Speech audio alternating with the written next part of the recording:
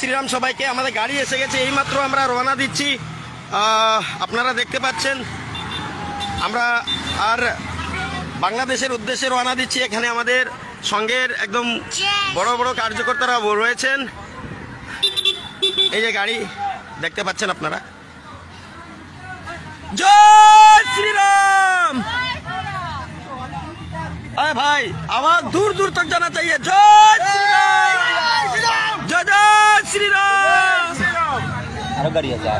আরেকটা গাড়ি রয়েছে। আচ্ছা, আরেকটা গাড়ি রয়েছে। আমরা সবাই এই মাত্র আমরা রওনা দিচ্ছি।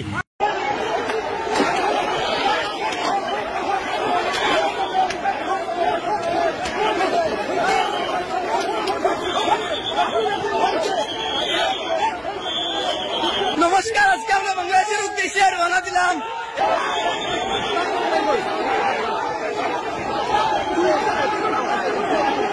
নমস্কার, আজকে আমরা বাংলাদেশের উদ্দেশ্যে রওনা দিলাম।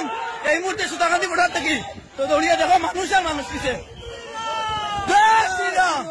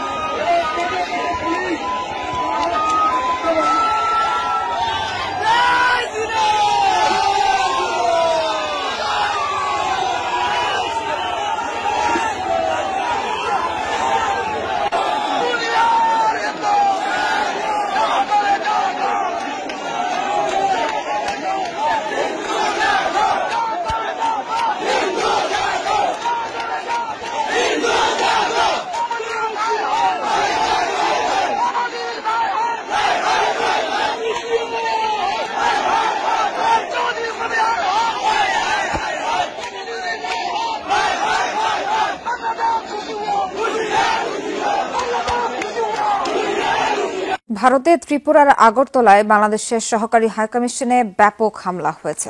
সোমবার এই হামলা চালায় উগ্র হিন্দুত্ববাদী বেশ কয়েকটি সংগঠনের নেতাকর্মীরা। এ সময় হাইকমিশন প্রাঙ্গণে ঢুকে রীতিমতো তাণ্ডব চালায় হামলাকারীরা। ভেঙে ফেলা হয় স্থাপনার বিভিন্ন অংশ। এ সময় উগ্রপন্থীদের বাধা দেন নিরাপত্তার দায়িত্বে থাকা পুলিশের সদস্যরা। পরিস্থিতি নিয়ন্ত্রণে না আসলে মোতায়েন করা হয় সিআরপিএফ এর সদস্যদের। ভারতীয় মিডিয়ার যে উগ্রবাদী আচরণ এবং প্রপাগান্ডা, সেই প্রপাগান্ডার আলোকে গতকালকে ফেনীর পরশুরাম উপজেলার বিলোনিয়া স্থলবন্দরে বাংলাদেশের দিকে মাইক তাক করে দিয়ে তারা যে উচ্ছৃঙ্খল উস্কানিমূলক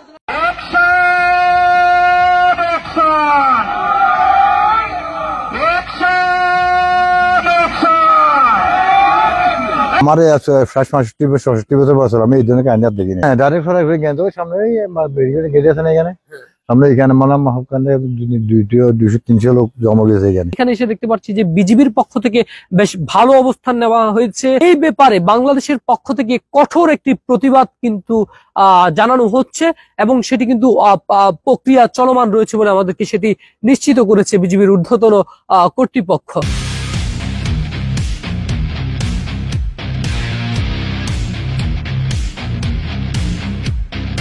আপনারা জেনে থাকবেন আমি জেনারেলি নির্যাতিত নিপীড়িতের পক্ষে কথা বলি এবং নিপীড়ক এবং শোষকের বিপক্ষে কথা বলি। তো তারই ধারাবাহিকতায় বাংলাদেশে মোটামুটি সংখ্যালঘুদের পক্ষেই আলোচনা করে আসতেছি, কারণ অবশ্যই সকল দেশেই সংখ্যালঘুরা for the most part corner থাকে এবং একই রকম নাগরিক অধিকার যদি বা নাও হয়, একই রকম ফিলিং বা পারসেপশন নিয়ে থাকে না। তো সেখানে বাংলাদেশ ইন্ডিয়ার মতো অসভ্য দেশে তো এটা ইভেন মোর, সো এটা বলার অপেক্ষা রাখে না।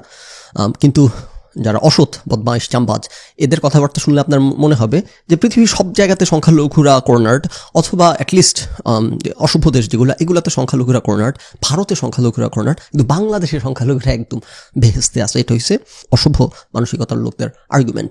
কয়েকদিন আগে দেখলাম একটা জরিপ হয়েছে বাংলাদেশে এই মুহূর্তে সংখ্যালঘুরা নিরাপদ অনুভব করে কিনা। জরিপটা কার ছিল আমি এখন খোঁজারও সময় নাই, বাট একটা জরিপ মানে মেইন স্ট্রিমে তারা দেখাইছে যে বাংলাদেশের 60% না কত পার্সেন্ট মানুষ মনে করে বাংলাদেশের সংখ্যালঘুরা ভালো আছে, নিরাপদ স্টাফ। খুব ভালো কথা, কিন্তু মজার ব্যাপার হচ্ছে এর উপর জরিপ করা হয়েছে, তাদের মধ্যে 90 বা 95% হইতেছে মুসলমান। বুঝছেন তো অবস্থা জরিপের। হিন্দুরা এই দেশে ভালো আছে কিনা এটা জিজ্ঞেস করতেছে, জানতে চাচ্ছে হিন্দুদের কাছে না মুসলমানদের কাছে। তো এই ধরনের সিস্টেমেটিক পান্ডামি, এই ধরনের অসভ্যতার ব্যাপারে তো আমি সবসময় কথা বলে আসি না। এখন আমাদেরকে কথা বলতে হবে ভারতের গেরুয়া পার্টি এবং ভারতের অসভ্যগুলোকে নিয়ে। কারণ ভারতের এই একটা ব্যাপার, এটা একটা খুব ইন্টারেস্টিং এবং আমেজিং ব্যাপার। ইট অলওয়েজ আমেজেস মি যে ভারত একটা রাষ্ট্র, যেটা আমি সবসময় বলি যে সিস্টেমেটিক অসভ্যতা বা একটা প্যাটার্ন বা একটা মানে লাইক এই অসভ্যতাগুলো সাপোর্টেড কিনা। তো ভারতের এটা একটা কালচারাল এবং সিস্টেমেটিক অসভ্যতা। দেখেন, সারাদিন বাংলাদেশকে অসভ্য বলে গালাগালি করি, এবং আমার যারা ইন্ডিয়ান দর্শক আছেন কলকাতার স্টাফ, তারা জেনে থাকবেন আমি সারাদিন বাংলাদেশকে গালমন্দ করি এবং বাংলাদেশের যেটা খারাপ সেটা বলতে আমার বাধে না। তো সুতরাং আশা করি এতটুকু জেনে থাকবেন যে এখন সেই আলোচনা করবো, এটা আমি বাংলাদেশি বিধায় আমার মধ্যে অত্যন্ত চেতনা, দেশপ্রেম এরকম কোনো ব্যাপার নেই। যা আমি যেটা রাইট এবং ফেয়ার মনে করি সেটা আলোচনা করতে যাচ্ছি। যে ইন্ডিয়ার অসভ্যতাটা এটা একটা অন্য লেভেলের অসভ্যতা, এবং আমি শিওর আপনার এটা টের পাওয়া উচিত, অ্যাপ্রিসিয়েট করা উচিত যে আপনাদের দেশের কালচারটা একটা টোটালি ফাকড আপ কালচার। যে অসভ্য দেশগুলোর মধ্যে ইন্ডিয়া আবার অন্য মাত্রায় অসভ্য। ভারতে সংখ্যালঘু নির্যাতন, বাংলাদেশে তো আছে, সেটা আমরা আলোচনা করলাম, কিন্তু ভারতের সংখ্যালঘু নির্যাতনের সাথে তুলনা করলে এটা আমাকে বলতে হয় যে বাংলাদেশি সংখ্যালঘুরা বেহেস্তে থাকে। তারা কিন্তু থাকে না বেহেস্তে, আমি তুলনামূলকভাবে বলতেছি। ভারতে একটা মুসলমান সে গরু নিয়ে হাতে প্যাকেটে করে রাস্তা দিয়ে হেঁটে গেলে তাকে পিটে মেরে ফেলার ঘটনা একটা না, দুইটা না, অসংখ্য, অহরহ। তো বাংলাদেশে তোগুলো কল্পনাতীত। হ্যাঁ, বাংলাদেশে হইতেছে সংখ্যালঘু নির্যাতনটা অনেকটা রাজনৈতিক শয়তানি, জায়গা জমি দখল করে ফেলা, এবং এর বাইরে তো আছে পারসেপশন, তো আছেই যে সংখ্যালঘুদের প্রতি ওই যে লাল পিঁপড়া, কালো পিঁপড়া, এবং নানা রকম সামাজিক লেভেলে নানা রকম এটা আছে। এটা এটা অস্বীকার করার কোনো সুযোগ এবং উপায় নাই। কিন্তু সিস্টেমেটিকভাবে বাংলাদেশে কিন্তু এটা কল্পনাতীত যে বাংলাদেশে প্রকাশ্যে দিবালোকে একটা সংখ্যালঘুকে কেউ অত্যাচার নির্যাতন করবে, এটা কল্পনাতীত। বাংলাদেশে যারা সংখ্যালঘু আপনারাও জানেন যে অন্যান্য আরো 500 জন মানুষ ফাটাই ফেলবে তাকে, যে একটা সংখ্যালঘুকে হ্যারাস করতে দেখলে প্রকাশ্যে। এমনিতে হয়, এমনিতে হয়, কিন্তু প্রকাশ্যে তারপর প্রাতিষ্ঠানিকভাবে হ্যারাসমেন্ট কল্পনা করা যায় না বাংলাদেশে। কিন্তু ভারতে কিন্তু প্রাতিষ্ঠানিক থেকে শুরু করে, ভারতে তো মুসলমানরা নানান রকম সরকারি চাকরি পায়, বাংলাদেশে কি হিন্দুরা কোনো সরকারি চাকরি, হিন্দু বিধায় সরকারি চাকরি পাচ্ছে না? এই অবস্থা এরকম ভয়াবহ, এরকম সিস্টেমেটিক। ইন্ডিয়াতে প্রকাশ্যে হইতেছে মুসলমানকে পিটিয়ে মেরে ফেলতেছে, বাংলাদেশে প্রকাশ্যে কোনো হিন্দুকে তার ধর্মের কারণে, তার আচারের কারণে পিটিয়ে মেরে ফেলার ঘটনা একটাও ঘটে নাই। এই যে ইন্ডিয়ার এই কালচারটাই, যে গেরুয়া পার্টি এবং এরকম উগ্রতা, এটা থ্রু আউট ইন্ডিয়ান কালচার। যেটা বললাম, এটা আমি শুধু একটা দিক দেখে কমেন্টটা করতেছি না, এটা একটা সামষ্টিক ব্যাপার। গত কয়েকদিন ধরে আমি ফেসবুকে অনেকগুলো পোস্ট দিছি যে শার্ক ট্যাঙ্ক, যে এটা বাংলাদেশে, ইন্ডিয়া, পাকিস্তানে এট এ টাইম আসছে। তো আমি অনেকগুলো প্রোগ্রাম দেখলাম। তো আমার কাছে সবচেয়ে ভালো লাগলো যে জিনিসটা, যেটা আমি লিখছি ফেসবুকে, যে বাংলাদেশের যারা জাজ, যারা ইনভেস্টর, এরা সকলে দেখলাম যারা পিচ করতে আসছে তাদের প্রতি খুবই ফ্রেন্ডলি, লেড ব্যাক, এবং খুবই মানে তাদেরকে লাইক অ্যাট হোম ফিল করাচ্ছে, কোনো ধরনের মানে খারাপ ব্যবহার করা এগুলা নাই। পাকিস্তানি শার্ক ট্যাঙ্ক যেটা দেখলাম সেটা তো দেখলাম খুব সুন্দর করে একটা সুসভ্যভাবে হচ্ছে। ইন্ডিয়ান শার্ক ট্যাঙ্কটা দেখে আমি like, what are they doing? কি করতেছে এরা ইন্ডিয়ান শার্ক ট্যাঙ্ক বানাই ফেলছে জি সিনেমা বাংলা দেখায়, কুটনামি, শয়তানি, বদমাইশি খালি। শার্ক ট্যাঙ্ক দেখি এরা এটা একটা জি সিনেমা বানাই ফেলছে। এটার মধ্যে যারা পিচ করতে আসতেছে এদের সাথে দুর্ব্যবহার, তারপর যারা জাজ এরা একজন আরেকজনের সাথে ঠোকাঠুকি, কুটনামি, শয়তানি, সাউন্ড ইফেক্ট। আমি like, what is going on? মানে ইন্ডিয়ার এদের সব কিছু কিরকম বানাই ফেলতে হবে কেন? এদের একটা খবর প্রচার করতে গেলে যে কোনো সিম্পল বিষয়ে কি একটা অবস্থা চলে, এদের টকশো মানে হচ্ছে মারামারি। এগুলো সারা পৃথিবীতেই হয়, টকশোতেও বা হিটেড কনভারসেশন, আর্গুমেন্ট বাংলাদেশে হয়।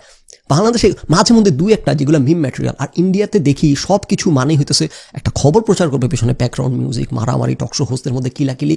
তো আমি, আপনাদের কালচারটা এরকম কেন? লাইক একটা কালচার এরকম হইতে পারতেছে, নিশ্চয়ই আপনাদের সমাজ থেকে এগুলার এগেনস্টে কোনো পুশব্যাক নাই। শার্ক ট্যাঙ্কের মতো একটা জিনিস, এটার মধ্যে রাজরা নিজেরা কিলাকিলি, তারপর পিচ যারা করতে আসতেছে তাদের সাথে দুর্ব্যবহার, মানে আপনাদের কালচারটা এরকম কেন? Does it not bother you guys? এবং আমি দেখলাম ইউটিউব ভর্তি ইন্ডিয়ানরাই পচাইতেছে এই যে শার্ক ট্যাঙ্কের, ইন্ডিয়ান শার্ক ট্যাঙ্কের এই সব জাজদেরকে নিয়ে। তো তাদের এই কালচারটা কেন জানি একটা উস্কানোর কালচার, কেন জানি একটা ঝগড়া লাগানোর কালচার, উস্কানোর কালচার, মানুষকে মবকে উস্কানোর কালচার। ভারতীয় মিডিয়ার যে উগ্রবাদী আচরণ এবং প্রপাগান্ডা, সেই প্রপাগান্ডার আলোকে গতকালকে ফেনীর পরশুরাম উপজেলার বিলোনিয়া স্থলবন্দরে এবং এই কারণে তো ইন্ডিয়াতে নানান রকম অ্যান্টাই মাইনরিটি র্যাটোরিক থেকে শুরু করে এদের মন্ত্রী এমপিরা যেই ভাষায় কথা বলে মাইনরিটিদেরকে নিয়ে, বাংলাদেশের মাইনরিটিদেরকে নিয়ে এই ভাষায় কেউ কথা বলছে প্রাতিষ্ঠানিকভাবে? এটা হচ্ছে পার্থক্য। এগেন, বাংলাদেশের মতো দেশে লেভেলে মার্জিনালাইজেশন আছে, তো বাংলাদেশে প্রাতিষ্ঠানিকভাবে একটা বাংলাদেশের রাজনৈতিক নেতৃবৃন্দের জায়গা থেকে অথবা টিভিতে কেউ নোংরা ভাষায় কথা বলতেছে সংখ্যালঘুদের ব্যাপারে কল্পনাতীত। পাকিস্তানের একজন হচ্ছে বিশ্ববিদ্যালয় শিক্ষক, ফিজিসিস্ট, উনি বাংলাদেশে আসছিলেন সত্যেন্দ্রনাথ বোসের 100 বছর উপলক্ষে।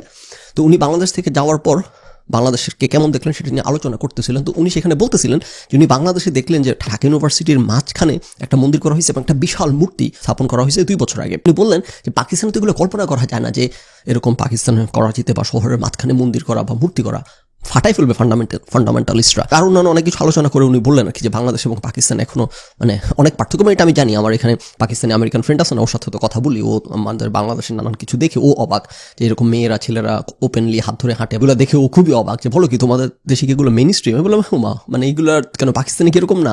তো নানানভাবে আমাদের পাকিস্তানি ফ্রেন্ডের মাধ্যমেও জানি যে পাকিস্তান হচ্ছে একটা ফান্ডামেন্টালিস্ট দেশ, ইন্ডিয়া একটা ফান্ডামেন্টালিস্ট দেশ, বাংলাদেশ একটা গরিব দেশ, দরিদ্র দেশ এবং অসভ্য দেশ মিলে যতটুকু তেমনই। কিন্তু পাকিস্তান এবং ভারতের সাথে তুলনা করলে বাংলাদেশ মনে হয় একটা উন্নত দেশ পৃথিবীর। এগুলা বলে আমি অন্যান্য বদমাইশদের মতো আমি এটাকে জাস্টিফাই করার চেষ্টা করতেছি না যে ও আমাদের রেফারেন্স পয়েন্ট হচ্ছে পাকিস্তান এবং ভারত, পাকিস্তান এত খারাপ, ভারত এত খারাপ, আমরা কত ভালো না, আমি সেটা বলতেছি না। আমার রেফারেন্স পয়েন্ট পাকিস্তান, ভারত না, আমার রেফারেন্স পয়েন্ট ইউরোপ, আমেরিকা। কিন্তু ইন্ডিয়ান এই কালচারের এই অসভ্যতা দুঃখজনক। এই যে এরা একটা তামাশা করতেছে বাংলাদেশে ইউনূস সরকারের পর, শেখ হাসিনা পালানোর পর এরকম সকল ঘটনার পরে সংখ্যালঘু নির্যাতন হয় এবং এটা আওয়ামী লীগ সরকারের আমলে যেটা সংখ্যালঘুরা বলে বেড়াচ্ছে এখন বলতেছে যে আমাদের ভাগ্যের কখনোই পরিবর্তন হয় নাই। আওয়ামী লীগের আমলেও আমাদের উপর নির্যাতন, জমি দখল এগুলো আওয়ামী লীগের লোকেরাই করছে, কিন্তু তারা সংখ্যালঘু সম্প্রদায়কে আওয়ামী লীগ কার্ড হিসেবে ব্যবহার করে তাদের রাজনৈতিক ফায়দা নেওয়ার জন্য। সো এটা হয়, কিন্তু এটাকে ব্যবহার করে যেই একটা অবস্থা করতেছে ইন্ডিয়ান মিডিয়া। দেখেন, আওয়ামী লীগের লোকেরাই, আব্দুল কাদের কিন্তু উনি কিন্তু বলছিলেন, ওবায়দুল কাদের আর কি নাম মনে পড়তেছিল না দেখে ওবায়দুল কাদের কিন্তু বলছিলেন যে সরকার পতনের পর বাংলাদেশে একটা রক্তগঙ্গা বয়ে যাবে। সেটা কিন্তু বয় নাই। কেন বয় নাই? কারণ হচ্ছে বিএনপি ক্ষমতায় আসে নাই, তত্ত্বাবধায়ক সরকার ক্ষমতায় আসছে। যেই কারণ হোক, যেই বাস্তবতাটা হওয়ার কথা ছিল সেই বাস্তবতা কিন্তু হয় নাই। বাংলাদেশে কিন্তু আওয়ামী লীগের লোকজনের রক্তগঙ্গা বয় নাই। সেখানে সংখ্যালঘুদের উপর যেই মাত্রায় নির্যাতন হওয়ার কথা সেই মাত্রায় তো আওয়ামী লীগের সাথেও হয় নাই, সংখ্যালঘুদের সাথেও হয় নাই। হ্যাঁ, কিছুটা হয়েছে। এইটাকে ব্যবহার করে ইন্ডিয়ান মিডিয়া যা করতেছে, এবং অবশ্যই এটা কেন করতেছে, এরা শেখ হাসিনা চলে গেছে, এদের এই কারণে গা হইতেছে, ফোসকা পড়ে যাচ্ছে, কারণ শেখ হাসিনা দেশ বিক্রি করতে এদের কাছে, শেখ হাসিনার কাছে যা ইচ্ছা যেভাবে ইচ্ছা পাইতো এরা। এখন শেখ হাসিনা চলে গেছে, এখন অ্যাকাউন্টেবিলিটি করতে হবে, এখন ইচ্ছা মতো যা ইচ্ছা তাই পাওয়া যাবে না। সুতরাং ইন্ডিয়ানদের গায়ে আগুন লেগে গেছে। তো ইন্ডিয়ান মিডিয়া জার্কগুলা, মোরানগুলা, এরা তাদের মতো গুজব ছড়ানো, মানুষকে উস্কানো, ইন্ডিয়ান মিডিয়া যা করে বেড়া সেগুলো করে বেড়াচ্ছে। এবং সেইটার ফল হিসেবে এখন এই গেরুয়া পার্টি এগুলো, যেগুলো ইন্ডিয়ার মধ্যে ইন্ডিয়ান মব, যেগুলো পৃথিবীর সবচেয়ে ওয়ার্স্ট মবের একটা, বাংলাদেশি মবরা এদের তুলনায় মনে হয় আমেরিকান। এই ইন্ডিয়ান মবগুলা, এই গরুগুলাকে ওইসব দেশের মিডিয়ার লোকজন এইভাবে করে উস্কায়, জিনিসটাকে কোন পর্যায়ে নিয়ে গেছে। এরা এখন সীমান্তে এসে হচ্ছে হামলে পড়তেছে, এরা বাংলাদেশের দূতাবাসে হামলে পড়তেছে। আমি শুরুর থেকে বিষয়টাকে আমি অত সিরিয়াসলি নেই যে এটা কি বিশ্বাস করতে পারি নাকি যেগুলো করতেছে। গতকালকে যখন মির্জা আব্বাসের একটা সংবাদ সম্মেলন দেখলাম, তখন আমি লাইক, ও মা, তার আসলে সিরিয়াসলি কিছু হইতেছে। তার জিনিসটা যদি খুব সিরিয়াস কিছু না হলে তো মির্জা আব্বাস এটাকে অ্যাড্রেস করতেন না। চট্টগ্রাম যদি আমাদের হয়ে যায় তাহলে তো আমাদের কোনো সমস্যা থাকে না, আবার রাজত্ব পাইছে। এখন আমি সার্চ করে দেখি, ওরে বাবা, এগুলো তো অবস্থা খারাপ, এগুলো কি করতেছে তামাশা, এটা অবিশ্বাস্য। ইন্ডিয়ান মমতা ব্যানার্জি বলতেছে যে বাংলাদেশে জাতিসংঘের শান্তিরক্ষী পাঠায় হস্তক্ষেপ, মোদির হস্তক্ষেপ চাইতেছে শান্তিরক্ষী পাঠাইতে বাহিনী বাংলাদেশে। রিয়েলি বাংলাদেশে শান্তিরক্ষী পাঠাইতে হবে নাকি ইন্ডিয়াতে পাঠাইতে হবে? আপনাদের মব থামান আগে। আপনাদের মবরা যেই তামাশা করতেছে তাদেরকে নিয়ন্ত্রণ করার জন্য বরং শান্তিরক্ষী পাঠানো দরকার। আপনারা ইউনাইটেড নেশনসের কাছে বলেন যে আমাদের দেশের গরুগুলাকে আমরা আর কন্ট্রোল করতে পারতেছি না। বাংলাদেশের হিন্দু সম্প্রদায়ের এখন উচিত বলা যে দেখেন ভাই, হ্যাঁ আমাদের দেশে বাংলাদেশের নির্যাতন হয়, কিন্তু আপনারা যেভাবে আপনাদের যে একটা শয়তানি কালচার মিডিয়ার এবং ইন্ডিয়ার, এই শয়তানি কালচার আপনারা আমাদের দেশে ঢুকেন না প্লিজ। ওটা ঠিক চাপাই দিচ্ছি না সংখ্যালঘুদের উপরে, কারণ তাদের দুঃখ দুর্দশাকে এই দেশের বদমাইশ সংখ্যাগুরুরা যেভাবে ডিসমিস এবং রিফ্লেক্ট করে, তাতে করে তা মানে এটা ভেতর থেকে আসবে না তাদের এই কথাটা বলা, কারণ তারা বীতশ্রদ্ধ এই সংখ্যাগুরু বদমাইশদের উপরে। সো তাদের মুখ থেকে এটা আসাটা আমি এটা প্রত্যাশা করতেছি না, টু বি ভেরি অনেস্ট, এবং এটা লাইক প্র্যাকটিক্যালি এটা কারো মন থেকে এটা আসবে না যখন তাদের ব্যাপারে এরকম করা হয় সারা বছর। তারপরও at the end of the day আপনারা এই দেশের নাগরিক, বাংলাদেশ আপনাদের দেশ, ইন্ডিয়ার পাশের দেশের এরা এই একটা তামাশা করতেছে বাংলাদেশকে নিয়ে। এরা শুধুমাত্র শেখ হাসিনা কেন ক্ষমতা নাই এই কারণে, এবং যে মবগুলাকে উস্কাইছে, মবগুলাকে যদি আপনারা দেখেন এরা সবাই হইতেছে পিনাকি ভট্টাচার্য এবং ইলিয়াস হোসেনের অডিয়েন্স। একটু ভালো করে তাকান, যে কারণে আমি এনাদেরকে নিয়ে বলি এনারা যে দিকগুলাকে উস্কায় এটা করা ঠিক না। এই গরুগুলা এগুলো নিয়ন্ত্রণহীন গরু, এগুলাকে দিয়ে যে কোনো কিছু করা সম্ভব। একটা ভদ্রলোক কিন্তু এখানে নাই, অ্যাটলিস্ট অ্যাপারেন্টলি আমরা দেখতে পাচ্ছি না। সবচেয়ে সিরিয়াস যে জায়গাটা, এই জিনিসটা কোথা থেকে কোথা গড়াবে এটা কিন্তু সিরিয়াসলি ভাবার বিষয়। বাঙালি এই যে গরুগুলা চিৎকার করে বেড়ায় যে আমরা ইসরায়েলকে ফাটাই দিব, আমেরিকাকে ফাটাই দিব, এখন ইরানকে টেঁসে আমরা জানতে পারতেছি ইরানকে টেঁসে, ইরানের নিউক্লিয়ার রিসার্চ সাইট টেঁসে ইসরায়েল একেবারে মোটামুটি পাঠিয়ে দিছে আসমানে, লেবানন টেঁসে, গাজা টেঁসে। সো এই বাংলাদেশের গরিব তৌহিদি মুসলিম মব, এদের ধারণা যে এরা ইন্ডিয়ার সাথে, যেটা আমি অনেক আগে আলোচনা করছি, ইন্ডিয়ার সাথে এরকম খোঁচাখুচি করে ইন্ডিয়ার সাথে এরা খুব জিতে থাকবে। এখন যদি এটাকে ব্যবহার করে ইন্ডিয়া যদি সিরিয়াস কোনো একটা এসকেলেশনের দিকে যায়, তারা এটাকে সুযোগ হিসেবে ব্যবহার করুক, অথবা জিনিসটাই এসকেলেশন হয় যদি হয়ে বসে, ইউ নেভার নো। আমরা শুনতে পাচ্ছি ইতিমধ্যেই একটা রাষ্ট্র ঘোষণা হয়ে গেছে। ভিতরে ইন্ডিয়ান পত্রপত্রিকা ওদের কাগজে কলমে দেখা যাচ্ছে হিন্দু দেশ বলে দুটি দেশ তারা অলরেডি চিন্তা ভাবনা করে ফেলেছে। ইতিমধ্যেই ভারতীয় উচ্চ পর্যায়ের জায়গায় তারা বাংলাদেশকে আক্রমণ করলে কি হতে পারে, দেশের অভ্যন্তরে, দেশের বাইরে, বাংলাদেশে আন্তর্জাতিক কি হতে পারে, তারা ইতিমধ্যে এটা নিয়ে গবেষণা শুরু করেছে। যে বাংলাদেশের শেখ হাসিনা যেভাবে বিতাড়িত হয়েছে, কেউ কখনো ভাবছে কোটা আন্দোলন ওই জায়গায় মন নিবে? তো কোথাকার ঘটনা এসকেলেটেড হয়ে কোথায় যায়, ইউ নেভার নো। ইন্ডিয়ার এই ঘটনা নিয়ে এরা যেভাবে বর্ডার এমন করতেছে, এখন যদি বাংলাদেশ থেকে গুলি চালায় ইন্ডিয়ানদের উপরে, কিছু ইন্ডিয়ান মারা পড়ে, অথবা যদি কেউ সাবোটাজও করে, তারপর ইন্ডিয়ান সরকার তো রেসপন্ড করতে কাইন্ড অফ বাধ্য থাকবে যে বর্ডারে তাদের লোক মারতেছে। বাংলাদেশেও বর্ডারে প্রচুর ইন্ডিয়ান মারা পড়ে, বাংলাদেশ তো গরিব, এরা তো দুর্বল, এরা তো ছোট দেশ, আমরা তো পারবো না ইন্ডিয়ার সাথে। সো আমরা সেটা সবসময় বলি, দুর্বল হইলে মাইর খেয়ে হজম করে চলে যেতে হয়। কিন্তু ইন্ডিয়ার সাথে এমন হলে, ইন্ডিয়ার বর্ডারে যদি ইন্ডিয়ান লোক 50টা মারা পড়ে, এরা যে অবস্থা শুরু করছে, বাংলাদেশের নিরাপত্তা রক্ষী যারা আছে তারা গুলি চালায়, 20-40টা ইন্ডিয়ান মারা পড়ে, এবং ইন্ডিয়া যদি এটাকে ব্যবহার করে হোক, বা রিটেলিয়েট করার জন্য হোক, বা তাদের নাগরিকের কাছে মুখ রক্ষার জন্য হোক, বা যে কোনো কারণ হোক, যদি তারা একটা মিলিটারি ইয়ের দিকে যায়, একটা অপারেশনের দিকে যায়, যদি মানে আমরাও কিন্তু বাড়াবাড়ি কোনো অংশে কম করতেছি না। ওখানকার গরু গাথাদেরকে আমরা কথা বলতেছি, আমাদের গরু গাথাগুলোকে নিয়ে কথা বলতে হবে না? এরা যে একটা অবস্থা করতেছে আজকে এতদিন ধরে ইন্ডিয়ার এগেনস্টে, যে এই রেটরিক এরা ছাড়তেছে, ইন্ডিয়া যদি সিরিয়াস একটা সুযোগ পায় কোনো একটা ধরনের এসকেলেশনের, বাংলাদেশের কি অবস্থা হবে? এই যে গরুগুলো এমন করতেছে, বাংলাদেশে বসে লাফাইতেছে, তোরা কি করবি? তোরা কি করতে পারবি? ইন্ডিয়ার সাথে কি করবি? তোরা ফাইট করবি ইন্ডিয়ার সাথে? তোরা ফাইট করবি ইন্ডিয়ার সাথে? সকল দেশের এই মবগুলার ব্যাপারে আমাদেরকে সজাগ থাকতে হবে, সতর্ক থাকতে হবে। এরা কিন্তু আপনার আমার যারা ভদ্রলোক আছে, আপনাদের উপরে এদের ঝাপটা এসে পড়বে। আপনি যদি মনে করেন ভূমিকম্পের মধ্যে আমার বিল্ডিং, আমি একেবারে বিল্ডিং কোড মেনে দাঁড় করাইছি, কোনো ভয় নাই, আপনার পাশের বিল্ডিং যদি কোড মেনে দাঁড় না করায়, ওটা আপনার উপরে পড়বে। সো এই মবদের ব্যাপারে আপনাদেরকে কথা বলতে হবে। সত্যিকার অর্থে আমি কিন্তু ভেতরে খুবই ভীত সন্ত্রস্ত যে এটা আবার কোন দিকে না মোড় নেয়। আপনাদেরও ভীত সন্ত্রস্ত হওয়া উচিত, এবং আপনাদেরও বিহেভ করা উচিত, বাংলাদেশিদেরও বিহেভ করা উচিত। সংখ্যালঘুদেরাও এটা একটা ঘোলাটে পরিস্থিতি তৈরি করতেছে, এটা আমাদের সমাধান করা উচিত। এটাকে ডিসমিস এবং ডিনাই না করে এই পরিস্থিতিটাকে সমাধান করা উচিত, এবং এটা জানি কোনোভাবে আর এসকেলেশনের দিকে না যায়। ভারত সরকারের সাথে বাংলাদেশ সরকার বসে কথা বলা উচিত, একেবারে কথাবার্তা বলাই বন্ধ। মানে বাংলাদেশ সরকারও কিন্তু ভারতের প্রতি একদম শুরু থেকেই হস্টিলিটি দেখাচ্ছে, ভারতও দেখাচ্ছে, বাংলাদেশও দেখাচ্ছে, এবং এই টাগ অফ ওয়ার, এই ফাইটে বাংলাদেশ জীবনও জিততে পারবে না। গাজার মতো, ইরানের মতো, লেবাননের মতো এই কনসিকুয়েন্স যখন ভোগ করতে হবে, তখন আমি আবার ফেসবুকে স্ট্যাটাস দিব ঠিকই যে হ্যাঁ তোদেরকে বলছিলাম, টোল্ড ইউ, তখন আমি সেটা বলার সুযোগ পাবো, অবকাশ পাবো, হাততালি দেওয়ার। সেই অবকাশ তো আমি চাই না। এই গরুগুলোকে নিয়ন্ত্রণ করেন পিনাকি ভট্টাচার্য এবং ইলিয়াস হোসেন, আপনাদের মবদেরকে আপনারা নিয়ন্ত্রণ করেন, এবং বাংলাদেশে এইসব বিপ্লব মারানি বদমাইশগুলো, এগুলো একটা দেশের মধ্যে কি একটা অস্থিতিশীল অবস্থা তৈরি করে রাখছে। এরা বিপ্লবী, এরা দেশ কিনে ফেলছে এখন। এরা ইন্ডিয়াকে তো আমরা থামাইতে পারতেছি না, ইন্ডিয়াকে তো আমরা কিছু করতে পারতেছি না। আমাদের যেটা করণীয়, আমাদের সেটা করা উচিত, আমাদের দেশের এই মবগুলোকে নিয়ন্ত্রণ করা উচিত, এবং অ্যাট দ্য সেম টাইম বাংলাদেশের সরকারের উচিত ইন্ডিয়ার সাথে একটা সম্পর্ক চালু করা, ইন্ডিয়ার সাথে একটা যোগাযোগ চালু করা, এবং আলোচনার মাধ্যমে যে দেখো এই ঘটনার পরিপ্রেক্ষিতে তোমাদের মিডিয়া এগুলাকে বাড়াবাড়ি করে এই তোমাদের দেশের মবকে উস্কাইতেছে, আমাদের দেশেরও কিছু মব বাড়াবাড়ি করতেছে, আমরা তাদেরকে কন্ট্রোল করার চেষ্টা করতেছি, তোমরা তাদেরকে কন্ট্রোল করো। মানে যোগাযোগ থাকবে আমাদের মধ্যে, কি হচ্ছে না হচ্ছে আমরা তোমাদেরকে জানাবো ফ্রম টাইম টু টাইম। এই জিনিসটা আর বাড়ার আগে এটা সমাধান করা উচিত। আমি সিরিয়াসলি জেনুইনলি আমি ভয় পাচ্ছি যে এটা শেষ পর্যন্ত না কোনো একটা খারাপ দিকে মন নেয়।